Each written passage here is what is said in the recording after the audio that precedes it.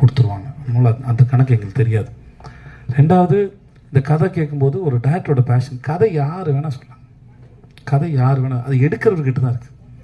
ஒரு கதையை எப்படி மக்கள்கிட்ட கொண்டு போய் சேர்க்க போகிறோம், மக்களின் ரசனை என்ன, டேரக்டரோட சாய்ஸில் தான் எல்லாமே இயங்குது. அது ஸோ எனக்கு இந்த டேரக்டர் ரொம்ப பிடிச்சிருந்தது.